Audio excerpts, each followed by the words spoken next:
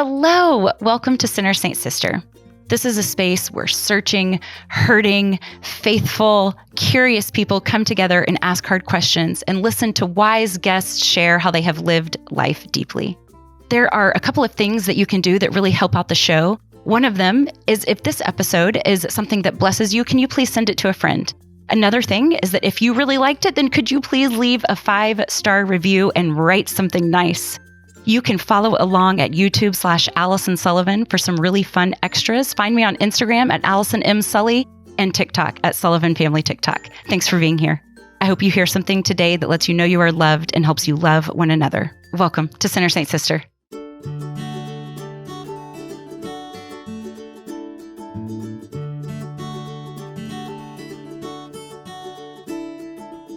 I really adore my family.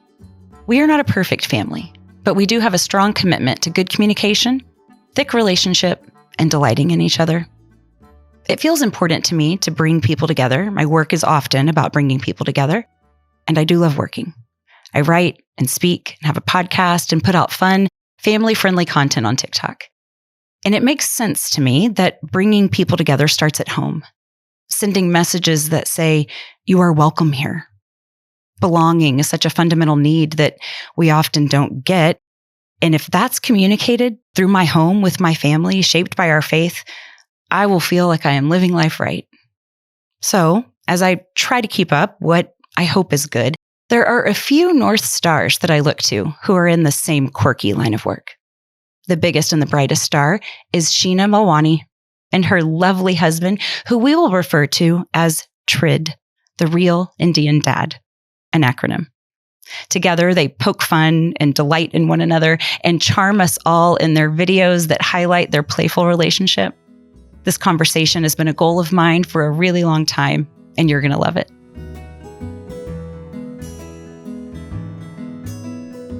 Hello, Sheena.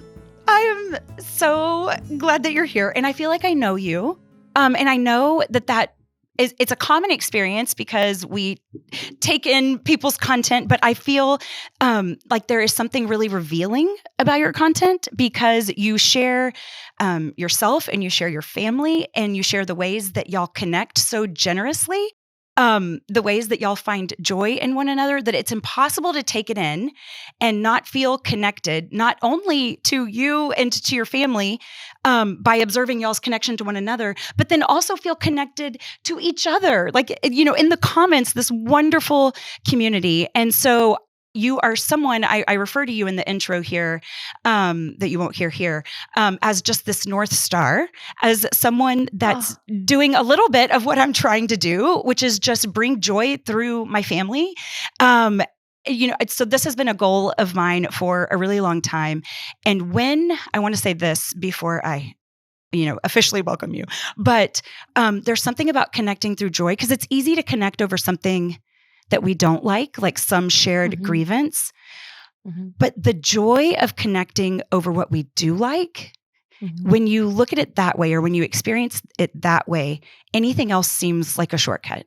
And you just take no shortcuts. You reveal yourself so beautifully, and you're such a bright light on the internet, which can sometimes be a dark place. It's such a delight to have you. Thank you for saying yes to be here. Welcome. Allison, you're like, I'm crying.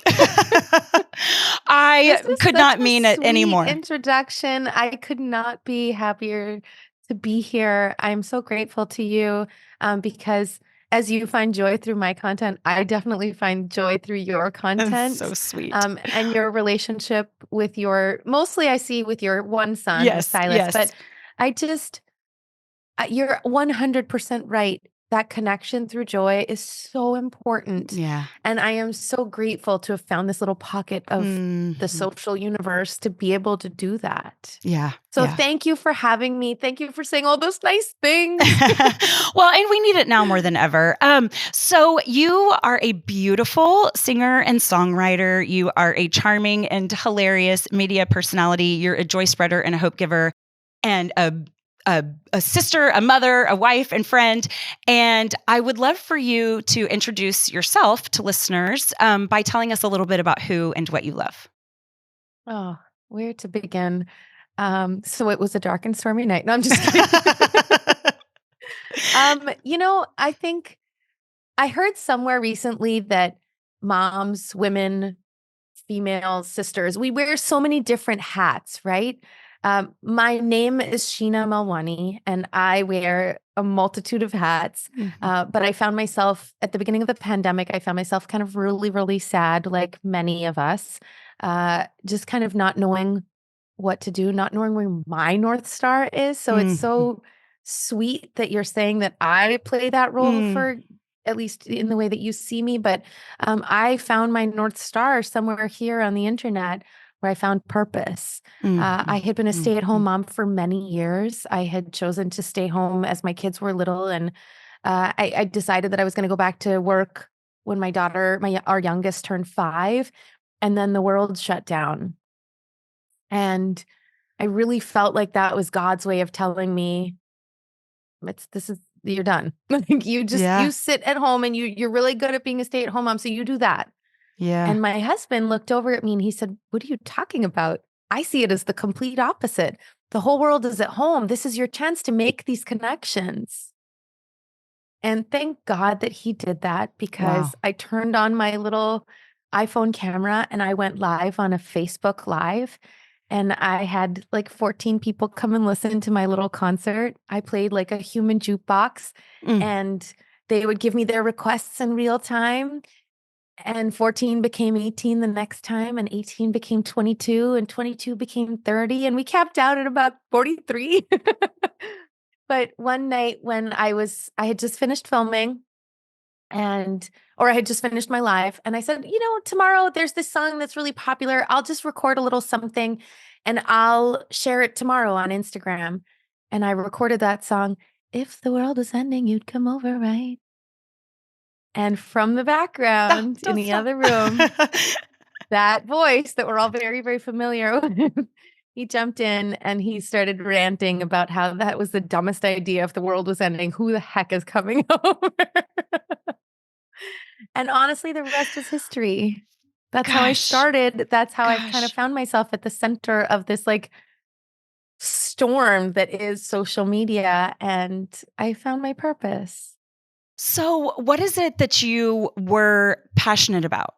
What was it that you were hoping to get back to after your kids were gone? Were you hoping to be an internet sensation? Was that the plan? Absolutely. So I'm going to start by saying I am not funny. Like, I'm not the funny guy in this operation.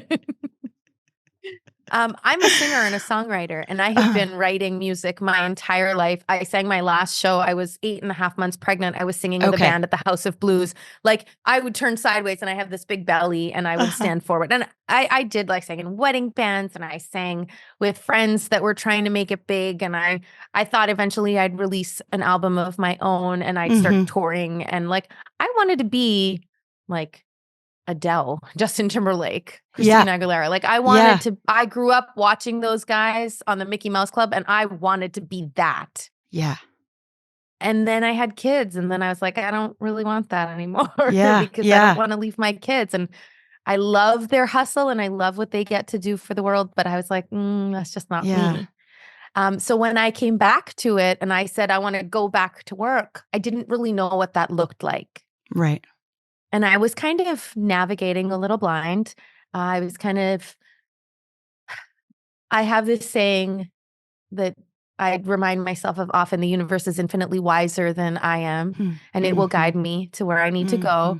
And so I kind of put my hands up in surrender and I said, just take me where you want me to go. And I started to understand what the landscape looked like online. Back in 2010 or 2011, I was in the first wave of, was it 2010? No, it might have been even earlier. It was like 2007. I was in the first wave of like YouTubers. Right. That were creating that content. is early. Yeah. It was really early. And so I had a little bit of experience on social media, but there was no Instagram, Facebook. Like content creator was not a job. Right. It was just like people dabbling and looking to see where their communities were. And so I spent a few months just trying to understand what that looked like.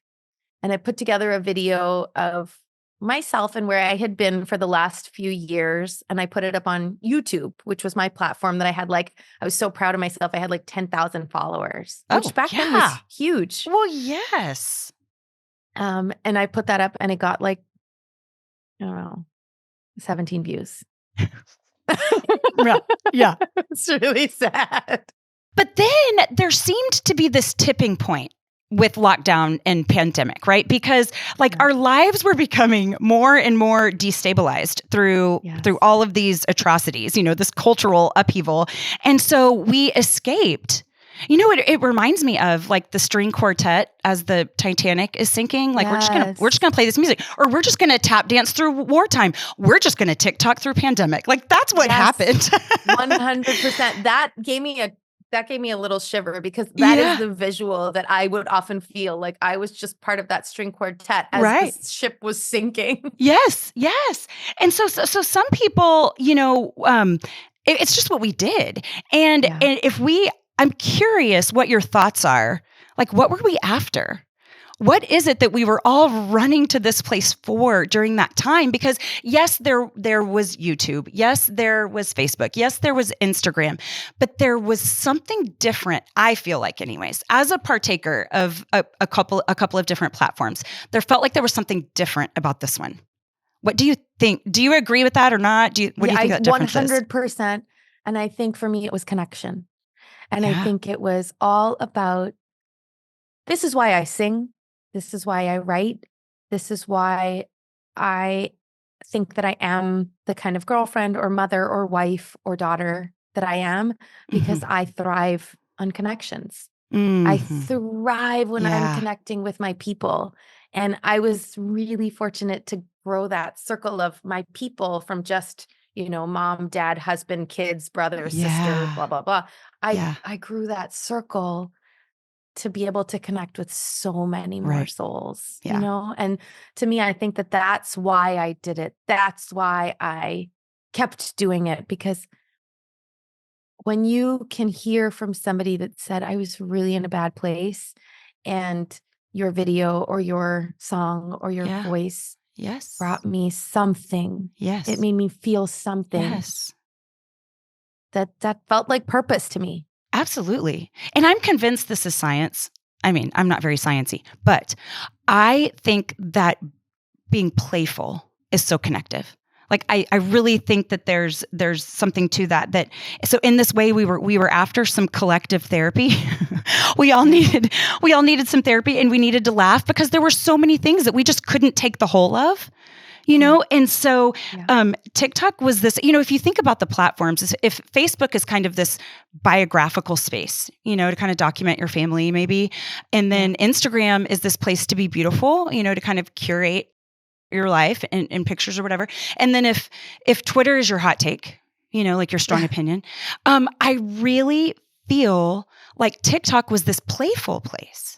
Yeah. And there's something about playfulness that just draws us to one another. And so when you think about what does it mean to be playful, it does require a certain sense of freedom, or and security, or yes. We're just going to kind of accept one another.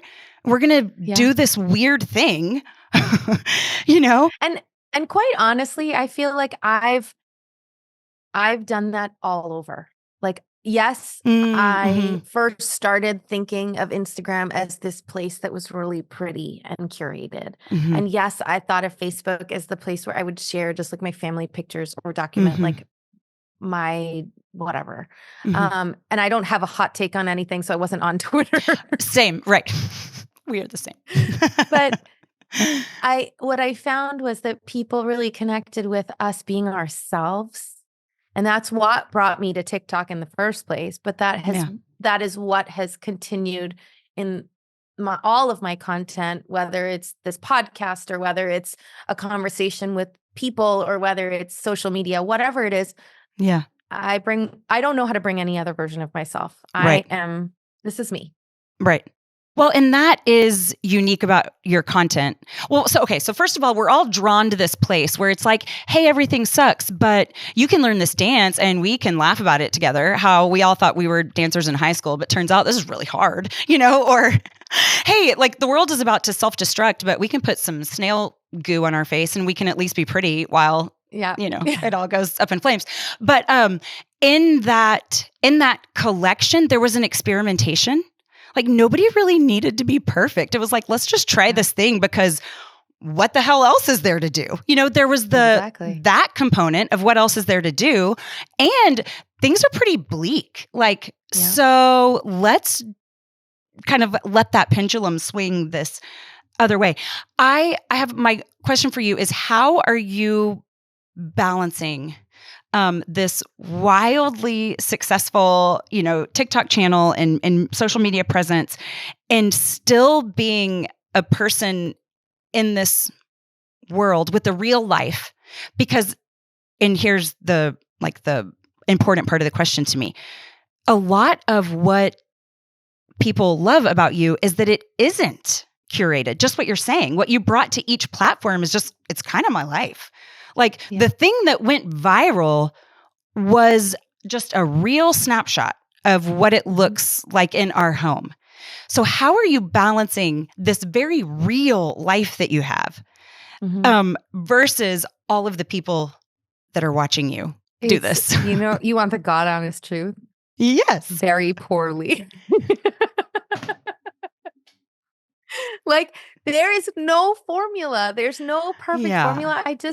I show up wherever I can. I do what I can. I miss emails and I am late for things. And my kid, I have a kid home from school today because she got up sick. And it's real life. And I share the good, and you've been bad, gone. and the ugly. You have been busy. I've been gone. You've been gone all week.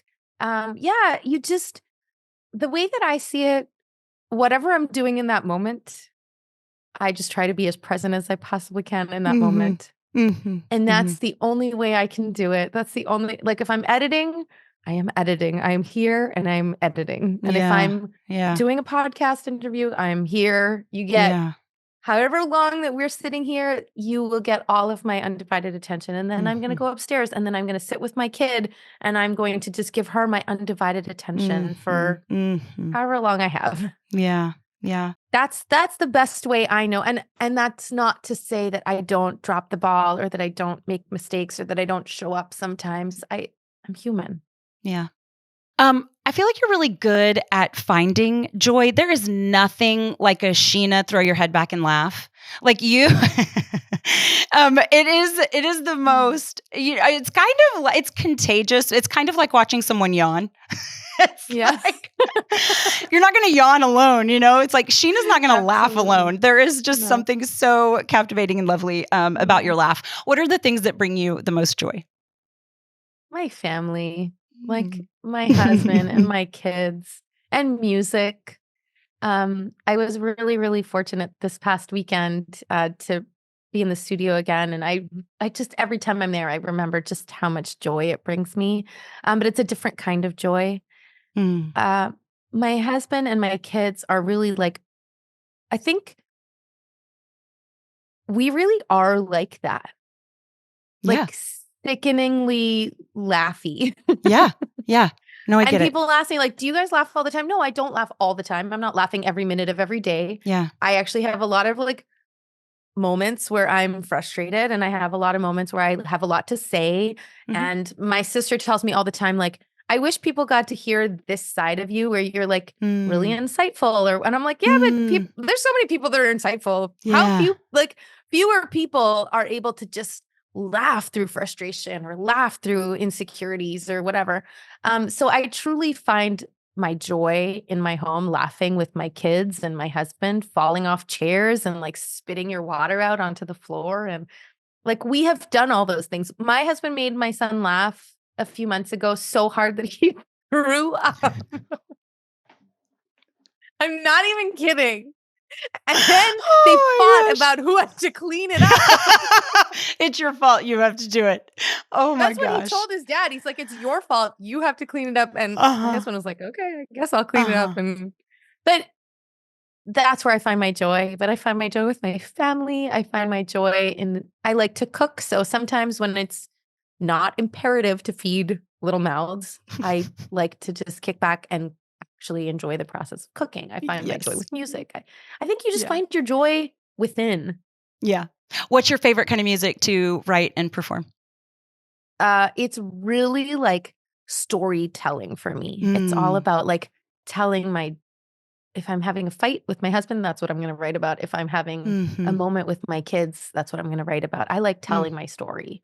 And it's always slow. People always tell me like, can't you write something faster? I'm not writing bangers that you're going to hear in the club, but I'll write you a story that you will connect with in your heart. Yeah. Do you remember? It's okay if you don't. I have an answer for this. So I wanted to ask you if you don't have an answer, it's fine. But do you have, as a kid, like the first song that made you feel something? Do you know what that is? Yeah. Yeah. It was a Celine Dion song.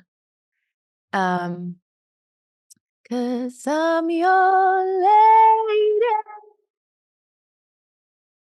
and you are my man. Love it so much. That was the first time that I realized that you could write a song. I wasn't necessarily feeling that in that moment, but I realized that you could write a song about just how you feel. Just like your true authentic. And soon after, my grandmother passed away, and I wrote a song about that. Well, and even like to connect, because you weren't even experiencing that yourself, but now all of a sudden I can imagine it because you did it so well. You performed that so well. What's yours? Yeah, the first song that ever made me feel anything was Tracy Chapman's Fast Car.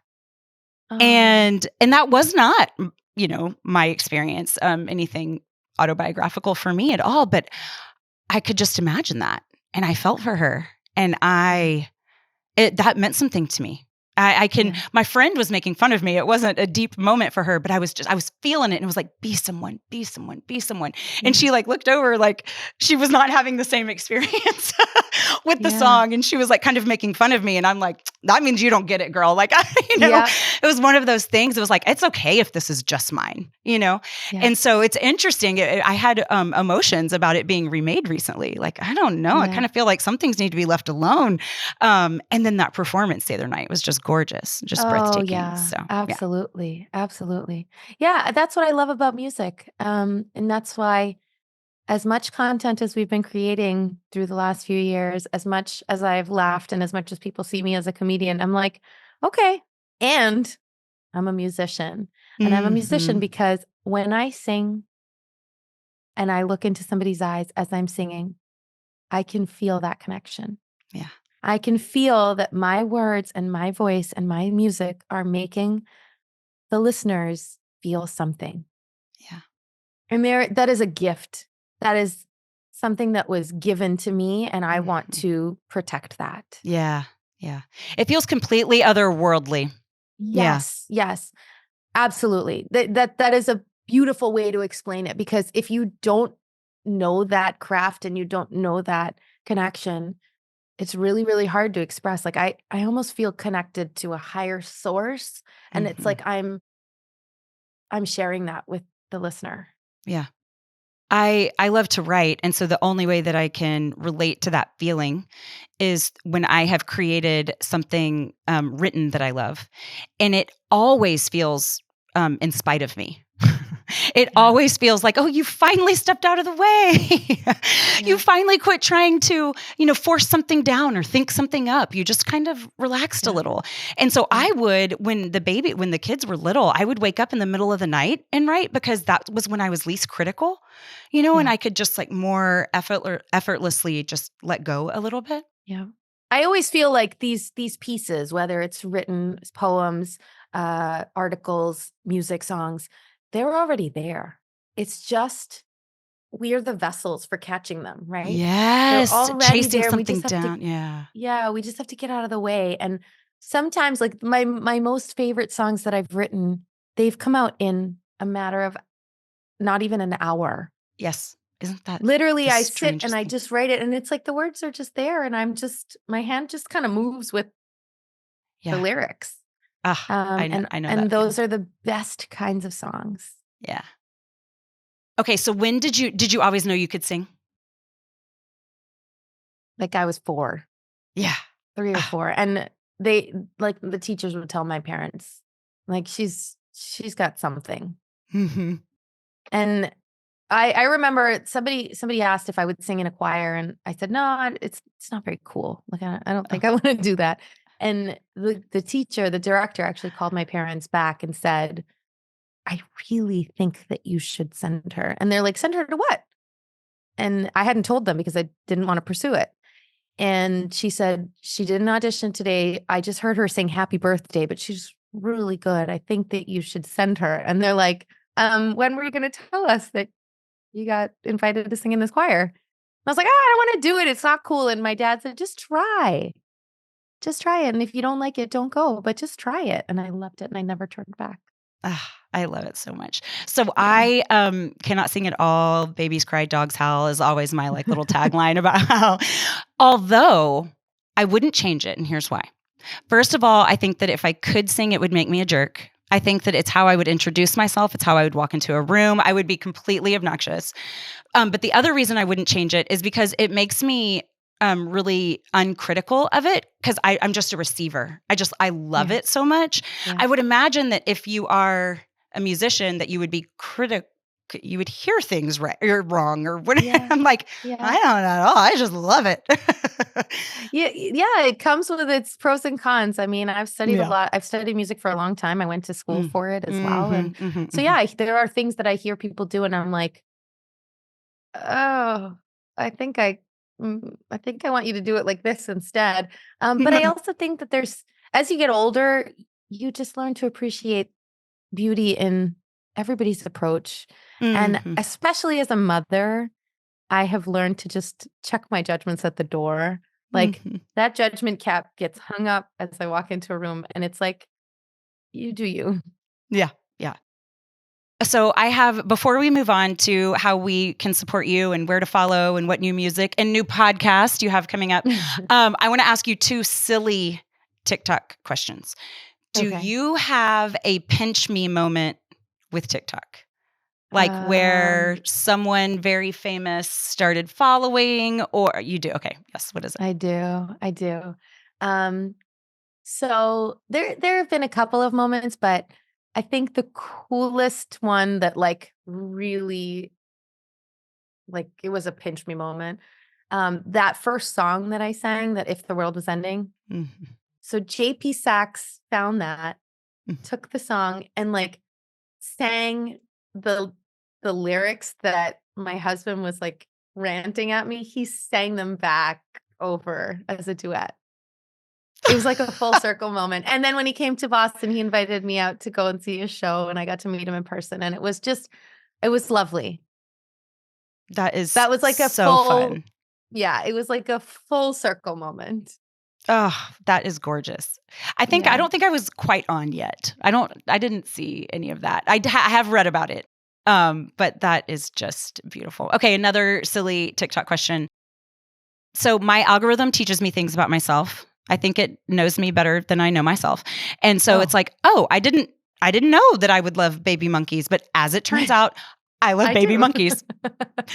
Parrot TikTok, a blast. I want to come back as a parrot and like, so I can say whatever I want. Like, so is there anything that your algorithm has taught you that, oh, turns out I'm really into that? Do you wanna know something crazy? I really don't You're not on scroll TikTok through very much. TikTok much anymore because it just takes up so much of my Yeah. time. Yeah. So the last time I checked, it taught me that I really liked, dad jokes Fair enough. and puppies, Uh-huh. Uh-huh. and a lot of, like I get a lot of couples comedy, Uh-huh. on my feed, but I have to put limits on myself because it's sad because that this way I don't get to see new content and new Right. creators and that Right. kind of thing. I Yeah. have to rely on people sending me stuff. And so what I've already put in my bag of people that I like to follow, that's who I'll check in with every once in a while. Hmm. But it's otherwise I lose too much of my time scrolling. Yeah. No, I get it. I am not on TikTok near as much as people would think that I am. I really, really Yeah. relate to that. Yeah. And as a mom, where do you have the time? Like, you No, have yeah. kids, you have hmm so much to do. You have a podcast, you have a full-fledged business. Like, Yeah. I don't have, I don't have the hours in the day that I would love to have to do all these things that I want to do. And a family that really enjoy, like all of our kids are athletic, and so they're all really active. We Yes. really enjoy each other, and I'm Yeah. so grateful. You were talking about, being caught laughing, and one of my descriptors in not obnoxious situations is we laugh in our house more than we do anything else, and I'm Yeah. just so grateful, and that does take time. Yeah. And Yeah. I will And you take that any absolutely. And day. you can't help little people form their personalities without having those moments. Yeah. Like Yeah. your son, that guy is a force of nature. Like he is just, every time I see him, I'm like, I take it almost as a reminder that if you put into your children, Yes. it grows, it blooms, it Yeah. blossoms. Yeah. And Yeah. so I want to Thank give my you. kids as much of that as I can Yeah. because it's possible. I see it. Thank you. That's a wonderful compliment. Yeah. Okay, so what's coming up? What's new? How do we support you? Where do we follow? Tell us all the things. We're mega fans and want to be good mega fans as we shout thank you. about what you're up to. You're so sweet. Thank you, thank you, thank you for that. I am Sheena Melwani everywhere. So if you just like put in my name in every single platform, my full name, Sheena Melwani, you'll find me. We recently started a podcast. It's called Sheena Interrupted because I actually cannot get out one entire sentence without being interrupted. It's a lot of us just having fun and sharing more about ourselves because there's only so much you can fit into a short bit of content. We talk about parenting, we talk about our lives, we talk about our relationship, we talk about the things that we've wanted to share, but just again, 1 minute is just not enough. So that is Sheena Interrupted on all the platforms. And I have music coming out this year, which is really exciting. I have new music. So Sheena Melwani on Spotify and Amazon and Apple and all the things. I cannot wait to, I don't know, just be someone in the crowd rooting you on. I have been cheering for you for a really long time. It's a really big honor that you said yes to be here, especially since you've been traveling and you have a sweet little girl that's home. You and TRID, which, by the way, sadly, I only just realized this was an acronym. The Real Indian Dad. The Real Indian Dad, yes. You and TRID bring so much love and joy to the world. And when you share that with us, you not only bring us closer to you, but you bring us closer to one another. And I'm so grateful because the world so desperately needs bright lights like yours. So thank you. Thank you so much. Oh, you're so sweet for saying all those things. And I almost feel like, again, the universe is infinitely wiser than I am. Somebody up there did that. I didn't do that. I was the vehicle through which it all kind of came together, or we were. I do think that my husband has this innate ability to make people happy. And we've spent a long time just kind of fostering that. And this is like a beautiful way for the world to get to hear how funny he is. And yeah. Well, and to let people know that joy is possible in your home. And you might not have grown up with it. And that's okay. You can hope for it. This is something that can be available to you. And so I just think about the love and light that brings also, and hoping for a joyful relationship, a joyful partner. Yes. And I will just say one more thing. In a world where now we're so critical of ourselves and it's hard to be female in this space. It's hard to be at this time with kids. It's hard to find new friends at this age. Like, I think it's really important that we learn to take ourselves a little lightly and we learn to just laugh through the hardships. And just because I'm laughing doesn't mean I don't have hardships. Just because I smiled doesn't mean that I haven't had a fight with somebody. I'm not faking it, but I'm choosing to laugh through it. I'm choosing to find the joyful moments within it. Right. I try to say that in the comments every now and then. They're like, oh, what what it must be like to be in a perfect relationship. It's like, no. There's a lot of apologizing. There is a lot. Yeah, it's a lot of hard work. It's a lot of time and effort, but it's certainly worth it. Well, thank you. 100%. Thank you for being here. I hope that we can stay in touch. You're such a wonderful, wonderful presence in my life. Thank you. Go snuggle with your little girl. I will. Have a happy rest of the day, Sheena. Thank you.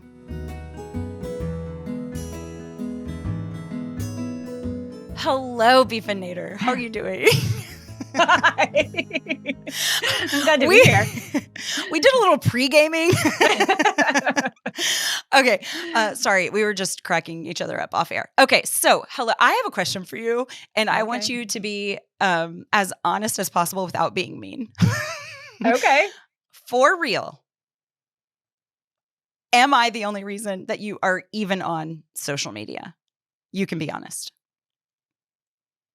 For real, you are the reason why I got onto social media.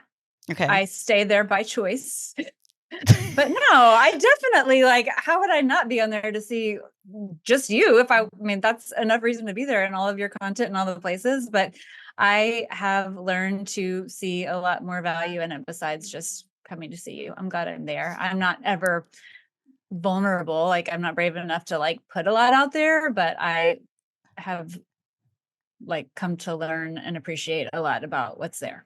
That is the honest answer. Okay. Well, because you are like Seth, there are just people in my life that are not interested in these kinds of things, do not appreciate these kinds of things. So I was just curious, now that it's been a minute, now that that we're just in this together, Beef, if you are secretly resentful. I mean, and I hear you saying that you're not. Right. So what are the things that you do appreciate about social media?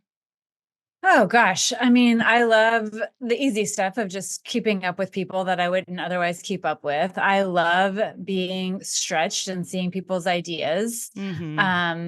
Most of their ideas, not all of their ideas. Sometimes that I can don't. go both ways. Yeah, exactly.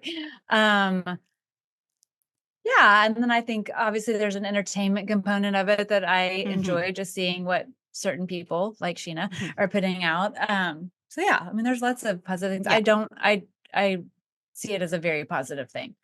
It is interesting all that we're exposed to, now that we're not just yelling from our porches, that we really have. Yes. So you have pretty good boundaries, I would say, yes, around how you use social media. Is that because it's not really a temptation for you, or you just adhere to really good boundaries? Probably the temptation.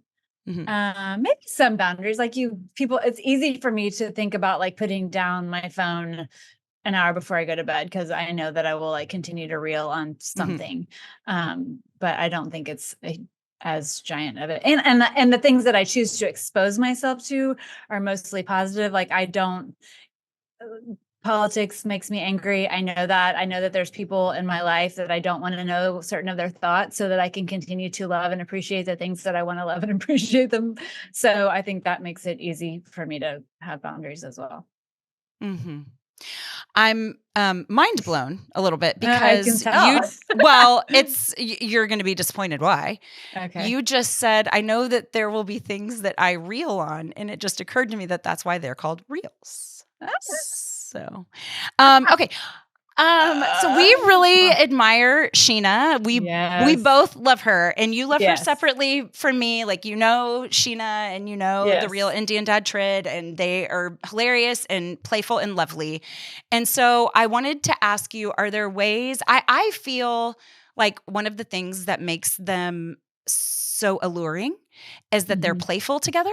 Yes. And I think that there's a foundation underneath playfulness that is something that we're all attracted to. I think in order to play, you have to feel safe. You're not, there's a foundation of trust. And so I think that to see a relationship, because you could tell yourself that it's just funny, but I think it's more than that. I think that for there sure. is a lot of safety in that relationship. So is playfulness something, I know the answer to this, but I'm asking like I don't, but is playfulness something that you have in your family? And if so, how does it show up? Yeah. So gosh,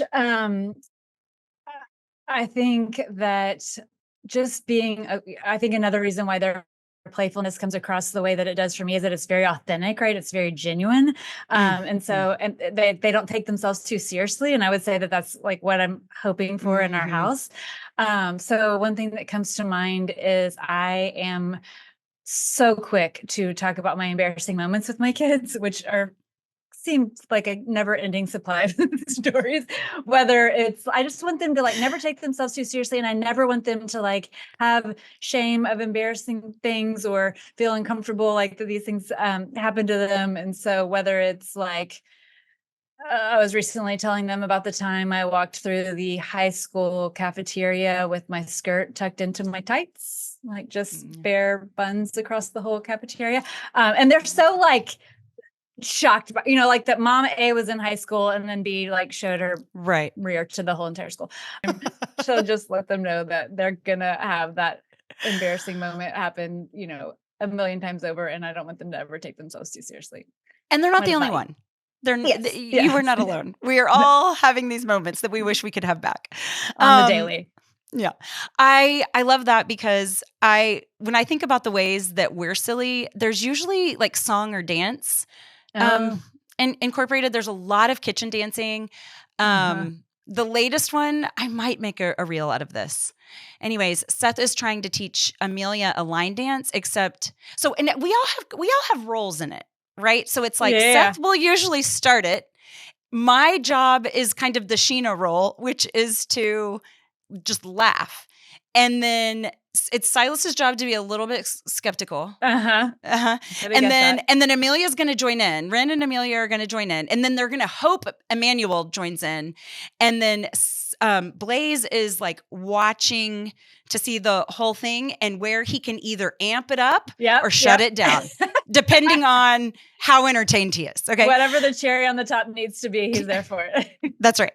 And so I had this moment of this because it was just a couple nights ago that it was a line dance. It's a good time. And I thought that I had one of those realizations that this is a core memory. Like our kids are going to remember. And then I was thinking about, I think that the memories that you tie to laughing, like there's something about laughter that is super connective. Sheena and I were talking about this a little bit. And the ways that we are laughing together as a family, I think is going to go down in the record books. Yep. Like, absolutely.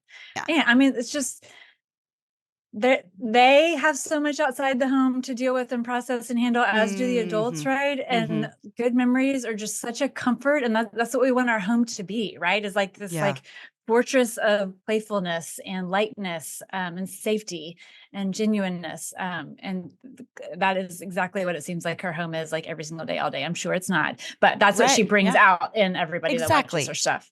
Exactly. And lets us know that it's possible if you've never had it or experienced it. Right. And can shift you, right? Like you look like, even if you're like in a serious place or a heavy place or whatever, and you look at her stuff, I mean, it just brings a lightness to you. Like it's contagious. Yes. Infectious. Yes. We need it. We need it so badly. And we can all be playful in different ways. I love seeing your family be joyful and silly too. We always have a good time. It's always a loud, rowdy house when we're together. All right. Love you. Have a happy day. You too. Bye.